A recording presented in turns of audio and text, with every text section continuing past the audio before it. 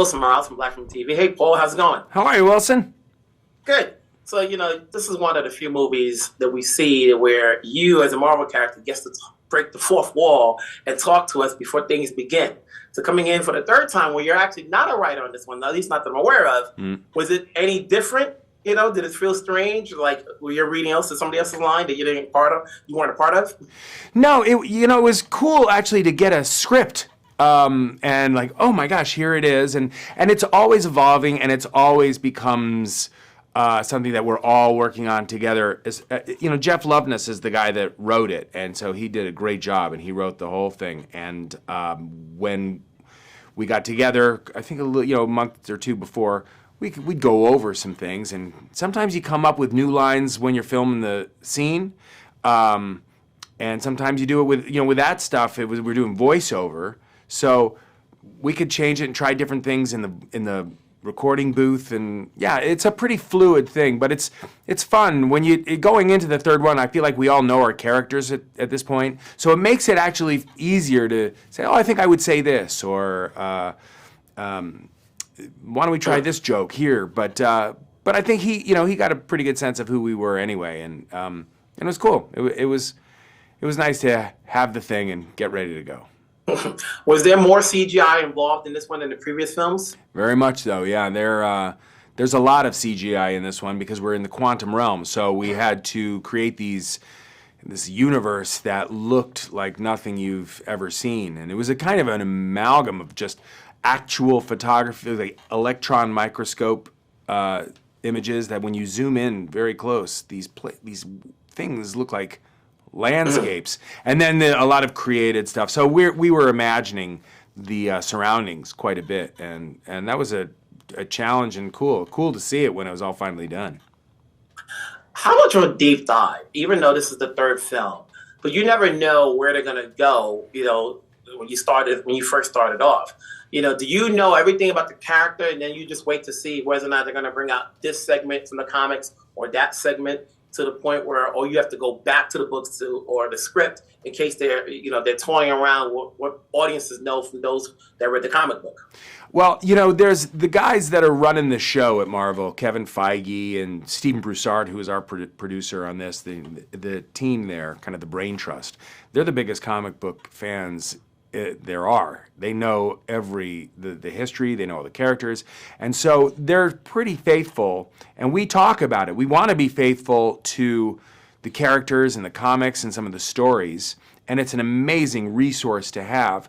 But they're also not afraid of trying something different that maybe wasn't in the comics, or taking some swings on things that, are actually in contrast to things that have been established in the comics, but always in keeping with being true to Marvel and its spirit and sensibility.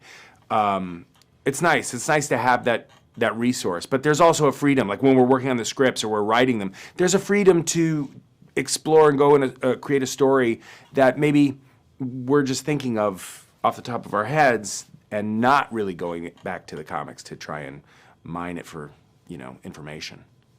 Well, it's a fun film to watch. It's good to see Jonathan bring something new to the mix. But it's always fun to see everybody back together again, no matter how long we've been waiting for it. We're here. We're waiting for it. It's coming out now.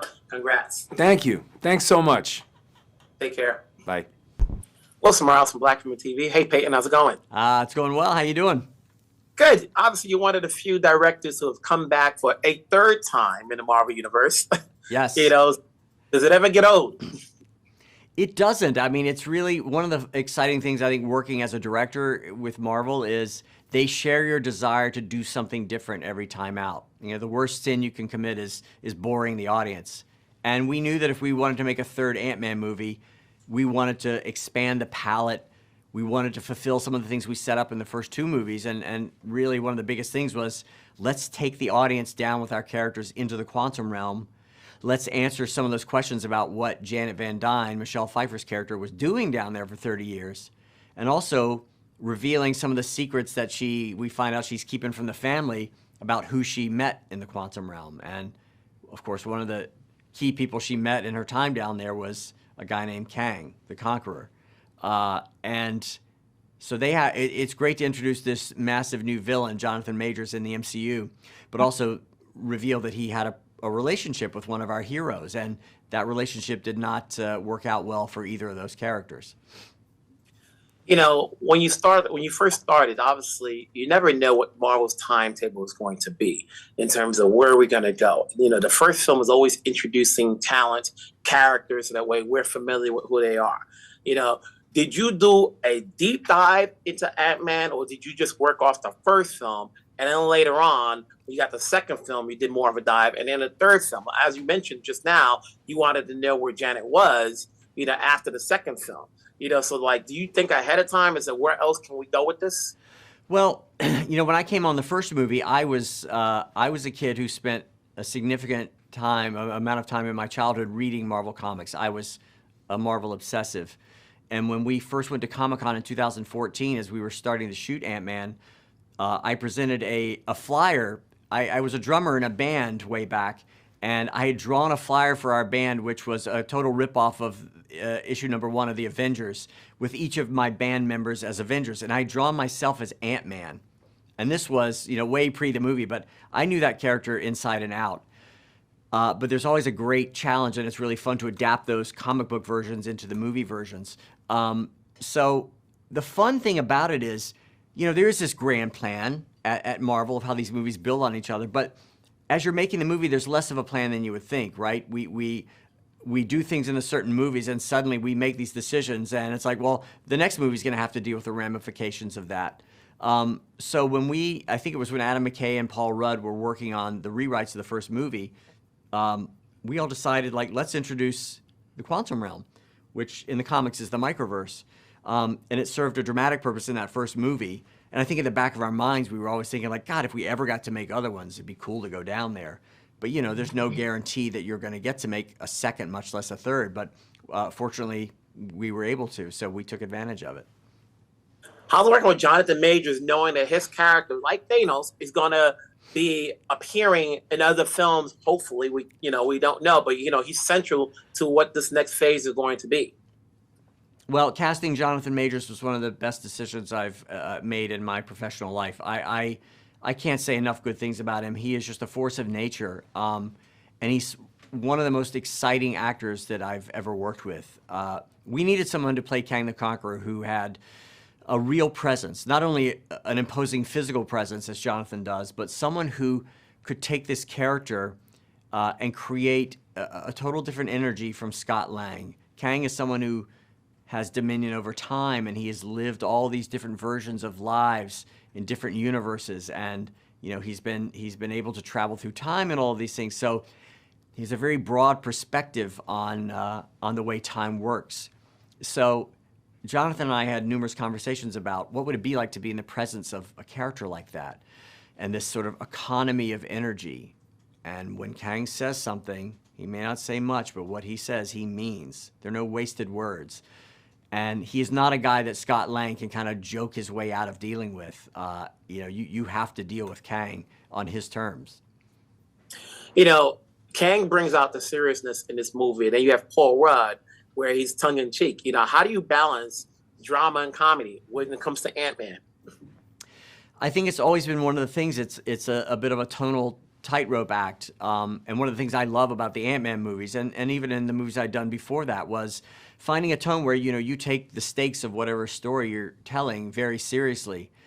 But you have to, if you're doing a movie with Ant-Man in the title, you have to acknowledge the absurdity of wait, what does that superhero do? He shrinks down and he talks to ants? That's insane. How's that going to actually, affect any change?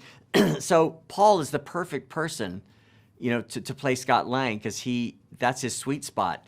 Paul reacts in these situations, in these movies, the way you or I might if we were suddenly thrown into a Marvel movie and expected to act like an Avenger. It's that, I think, is one of the things that the audience connects with, right? Because there's a relatability to him. But that tone of seriousness and comedy is something we've always done, but even more so in Quantumania, because our heroes have never faced a villain like Kang before. How was it dealing with a lot more characters and CGI? Because there's more CGI here than we've seen in the previous films. Yes. Well, we knew as we were going to, figure out the quantum realm, what it looked like and what it felt like and everything, there were going to be a lot of different methodologies we used. So, you can't go on location and shoot in the quantum realm. We had to create it all. So that was something I was really excited about. It's something I'd always wanted to do, and this was an opportunity to create this whole vivid subatomic world, and figure out what it looked like. What does plant life mean down there? Are there creatures? Are there people? What are the colors like? That, to me, was one of the most exciting aspects of directing this movie. And I grew up on things like Star Wars and Back to the Future, these movies that sort of created, whether they were earthbound or they were in a whole other galaxy, they created really vivid worlds in them. And so that was something we assembled this amazing team of artists and just let them run wild. Congratulations. Obviously, we're looking forward to seeing more of this, because there's a lot more stories to tell. Keep it going on. And wherever you're at, stay safe. Thank you. I appreciate it. Nice to see you.